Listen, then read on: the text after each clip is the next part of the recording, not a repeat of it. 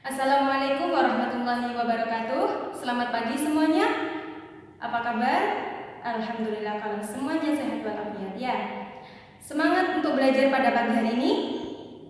Alhamdulillah kalau semangat semuanya. Nah, sebelum kita memulai pelajaran pada pagi hari ini, alangkah baiknya kita untuk berdoa terlebih dahulu. Berdoa dimulai. Berdoa selesai. Ada yang tidak masuk pada hari ini? Nihil. Alhamdulillah kalau semuanya masuk berarti siap mengikuti pelajaran Ibu ya hari ini. Sekarang Ibu akan tanya kepada kalian. Semuanya pernah makan nasi kan? Bagus. Kalau semuanya pernah makan nasi berarti kalian semua pernah mengunyah nasi. Nah, Ibu sekarang tanya, apa yang kalian rasakan ketika kalian lama-kelamaan memakan nasi atau mengunyah nasi? Ya, kalian akan merasakan nasi tersebut menjadi manis. Kenapa bisa? Ada sesuatu apa kok bisa nasi tersebut menjadi manis? Padahal ibu kalian ketika menanak nasi itu tidak diberi gula. Ternyata ada sesuatu yang mengubah nasi tersebut menjadi gula atau menjadi manis. Sesuatu itu namanya enzim atau disebut enzim. Jadi enzim pada mulut kalian itu akan mengubah zat pati pada nasi menjadi zat gula. Sehingga ketika kalian mengunyah nasi tersebut, lama-kelamaan nasi tersebut menjadi rasanya sedikit manis. Nah, kita hari ini akan belajar mengenai enzim. Tujuannya agar kalian dapat mengetahui apa itu enzim, fungsinya, perannya, serta bagaimana cara kerja dari enzim tersebut. Oke, kita manusia, hewan merupakan makhluk hidup multiseluler. Multiseluler apa? Ada yang tahu? Ya, multiseluler adalah makhluk hidup yang memiliki sel banyak. Kalau selnya satu disebut apa?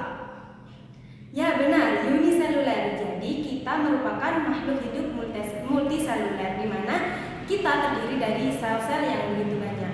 Nah, sel-sel kita sendiri itu memiliki fungsi masing-masing. Untuk menjalankan fungsinya, sel dalam tubuh kita itu melakukan suatu reaksi yang disebut dengan metabolisme. Metabolisme apa, Bu? Metabolisme merupakan reaksi-reaksi kimia yang terdapat di dalam sel.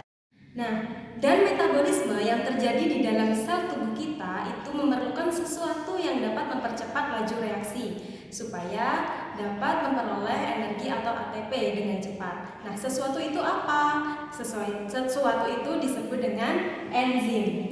Jadi enzim itu apa, Bu? Enzim adalah senyawa organik atau katalis protein yang dihasilkan sel dalam suatu reaksi. Jadi enzim itu merupakan protein yang dapat mengkatalis suatu reaksi atau reaksi metabolisme tadi. Nah, enzim juga disebut sebagai biokatalisator. Kenapa bisa? Karena kita makhluk hidup terdapat enzim di dalamnya sehingga disebut biokatalisator. Ada yang bisa menjelaskan kenapa disebut dengan biokatalisator? Kenapa disebut dengan katalis? Ya benar, jadi enzim merupakan katalis atau dapat mempercepat laju reaksi metabolisme atau reaksi lainnya, namun tidak mempengaruhi atau tidak dipengaruhi oleh reaksi tersebut dan tidak ikut serta atau tidak merubah reaksi tersebut. Namanya katalis. Jadi enzim mempunyai fungsi sebagai katalis suatu reaksi kimia atau dapat mempercepat laju reaksi kimia. Nah, anak-anak, apakah ada yang ditanyakan? Oke, pertanyaan yang bagus. Di mana enzim itu disintesis, Bu? Jadi, jawabannya enzim disintesis di dalam sel, sehingga enzim juga berfungsi juga di dalam sel. Nah, ada yang ditanyakan lagi? Komponen penyusun dari enzim. Bagus sekali pertanyaannya ya. Jadi, apa saja komponen penyusun dari enzim? Komponen penyusun enzim itu penyusun utamanya yaitu protein, disebut dengan apoenzim. Nah, untuk menjalankan fungsinya sebagaimana mestinya itu apoenzim memerlukan komponen lain yaitu kofaktor. Nah, kofaktor ini apa, Bu? Kofaktor adalah komponen non-protein, baik itu berupa ion maupun molekul. Jadi kalian ingat ya, kalau apoenzim itu berupa protein, kalau kofaktor itu berupa non-protein. Nah, di sini ada kenapa kok bentuknya seperti ini, Bu? Jadi ini menunjukkan bahwa ada sisi aktif dari enzim. Nah, sisi aktif ini nantinya yang akan mengikat substrat. Jadi nanti substrat inilah yang akan dikatalis oleh enzim. Nah, kenapa kok bentuknya seperti ini, Bu?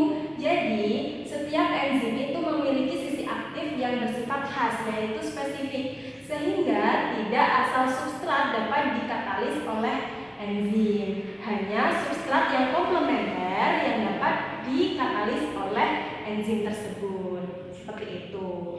Nah, tadi ada yang tanyakan di mana enzim itu disintesis, Bu? Di dalam sel. Lalu ada yang ditanyakan kembali? Bagus, pertanyaan yang bagus. Lalu fungsinya enzim itu apakah hanya berfungsi di dalam sel atau juga di luar sel, Bu? Jadi enzim itu dibagi menjadi dua berdasarkan fungsinya, yaitu enzim intraseluler dan enzim ekstraseluler. Apa itu enzim intraseluler? Dari kata in, yaitu di dalam. Jadi enzim intraseluler adalah enzim yang menjalankan fungsinya di dalam sel.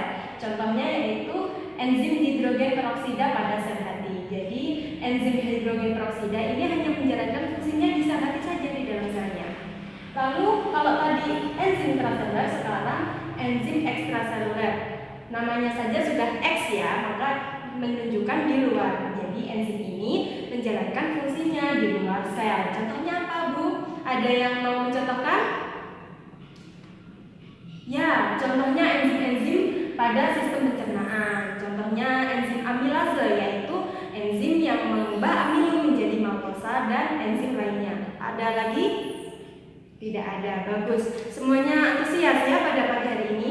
Nah, selanjutnya kita akan membahas mengenai cara kerja enzim. Tadi Ibu sudah menerangkan dalam komponen penyusun enzim terdapat sisi aktif enzim, di mana sisi aktif tersebut hanya menerima substrat yang saling komplementer terhadap enzim tersebut.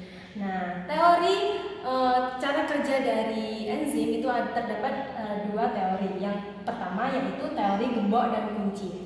Dari sini kalian sudah bisa menggambarkan enzim dan substratnya itu berupa kunci dan gembok. Jadi hanya kunci yang cocok yang dapat membuka gembok tersebut. Sama saja dengan enzim, hanya substrat yang cocok dengan enzim yang memiliki sisi aktif yang sama. Contohnya seperti ini. Jadi bentuknya tuh seperti ini. Enzim ini kan cocoknya hanya substrat yang dapat bereaksi pada enzim tersebut. Jadi kalau substrat bentuknya beda, nanti tidak akan cocok dan tidak dapat dikatalis oleh enzim tersebut. Nanti kalau sudah bergabung membentuk kompleks sehingga akan bereaksi dan membentuk produk tanpa mengubah enzim.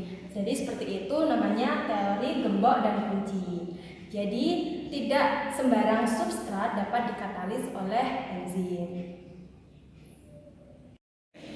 Nah, untuk teori yang kedua yaitu teori kecocokan terinduksi, di mana enzim ini nanti akan memiliki sisi aktif yang fleksibel. Kalau tadi enzim yang teori gembok dan kunci itu memiliki sisi aktif yang kaku sehingga hanya substrat tertentu yang dapat bereaksi. Sedangkan teori kecocokan induksi ini memiliki sisi aktif yang fleksibel.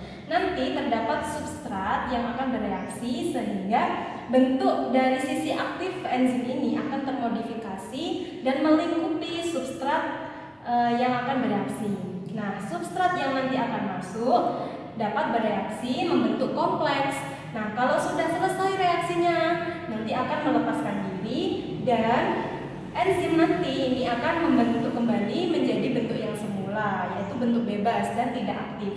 Nanti akan ada substrat lainnya yang dapat bereaksi lagi dengan enzim ini.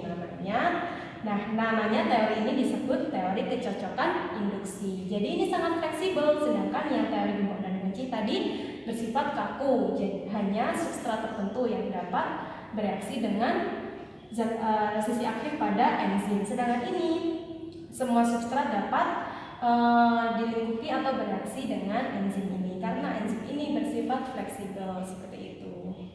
Dari sini paham? Alhamdulillah kalau paham.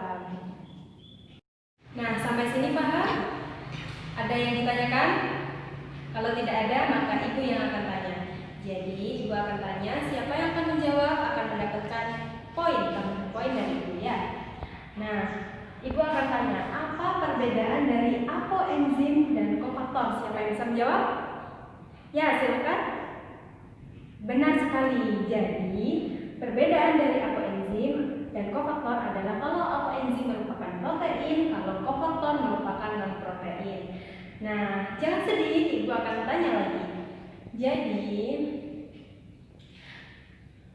kenapa kok bentuknya enzim itu seperti ini? Ada yang bisa menjawab? Ya, jadi benar sekali jawabannya. Bagus. Berarti kalian benar-benar paham ya. Jadi ini disebut sisi aktif yang berbentuk spesifik untuk substrat yang saling komplementer dengan enzim. Jadi tidak asal substrat dapat direaksi oleh enzim. Ada lagi yang mau Ibu tanyakan ya? Apa perbedaan dari teori gembok dan kunci dan teori kecocokan induksi? Ada yang bisa menjawab? Silakan. Wah, Ibu bingung ini mau pilih yang mana? Oke, lagi ya. Apa perbedaan dari teori gembok dan kunci dan teori kecocokan induksi? Ya. Apa? Bagus. Jadi kalau teori gembok dan kunci ini sisi aktifnya kaku dan hanya menerima substrat tertentu, sedangkan kalau teori kecocokan induksi sisi aktifnya fleksibel. Bagus, tepuk tangan untuk kalian semua. Nah, jadi itu tadi anak-anak, kita mempelajari apa itu enzim, fungsinya enzim, lalu cara kerjanya enzim itu bagaimana. Hari ini sudah cukup ya, kita cukupkan. Baik, semoga ilmu yang Ibu beri bermanfaat dan terus semangat belajar, jaga kesehatan dan jangan sampai lelah. Wabillahi taufik wal hidayah. Wassalamualaikum warahmatullahi wabarakatuh.